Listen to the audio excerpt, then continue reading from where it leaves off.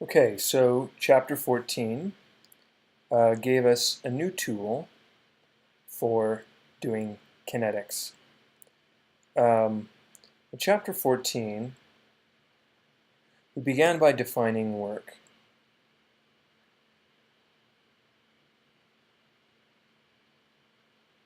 And it's not force times distance, actually. What work is, in general, is, we may have multiple forces, so summation out in front, and for each force, as we move down our path, let's say from S1 to S2, we're going to take the inner product of force uh, and displacement. So work can be force times distance, but that's only in the case where those two things are exactly lined up. And in general, the force will do less work than that amount because it's not perfectly aligned. Once we had defined work, and we defined work in particular for work done by gravitational force, work done by spring force, etc., we then define this notion of kinetic energy.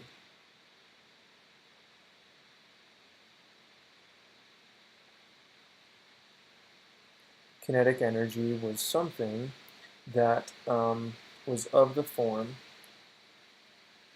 1/2 mv squared. So with this in mind, and by integrating this, we found the equation T1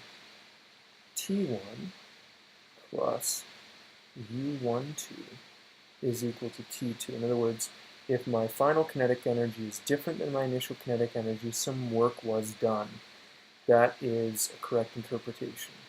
And we also argued that this could hold for a system of particles. So if I had multiple particles moving around and I summed all of their kinetic energies, well, if I look at the total work done on all of these particles by various forces, that would give me a net kinetic energy afterwards.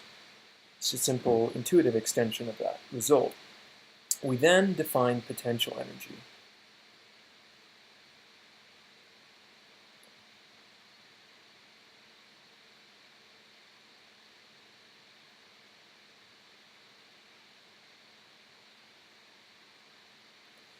And potential energy was a combination of gravitational potential, which is the most intuitive piece, and that of elastic potential. This could come from springs, compressed air, all kinds of things.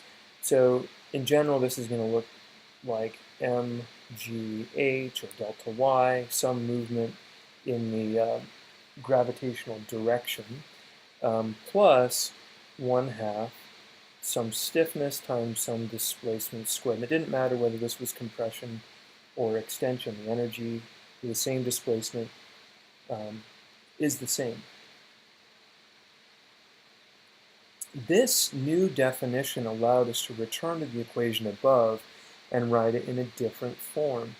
We demonstrated that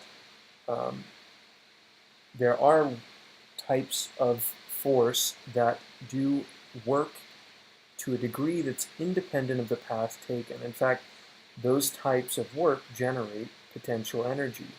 And so we can take and split apart the work done, taking separately the part done from conservative forces versus the work done from non-conservative forces. And when we did that, we ended up with this form of the equation. T1 plus V1 plus the rest of the work, that is, whatever other work I did using non-conservative forces, I would get my sum of final kinetic and final potential. Now, if we are lucky and we have no work done by non-conservative forces, then the corresponding term drops out.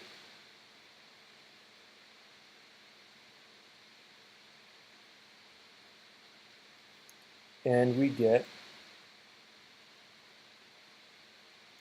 we call conservation of energy. And again, energy actually really is conserved, as I've argued, if you include other types of energy, not just mechanical. But if we don't have this term here, we conserve our mechanical energy, which is our useful type of energy. So what that meant was that we could have our T1 plus V1 is equal to T2 plus V2, and as with our definition up here, we can extend this to a system of particles. I can have some net kinetic, some net potential, and that's equal to some net into 2 half. So look for things like, slippery slide or phrase that indicates that you don't have work done by non-conservative forces like friction. Okay. The last thing that we did in this chapter was to define a couple other things. We define power and efficiency.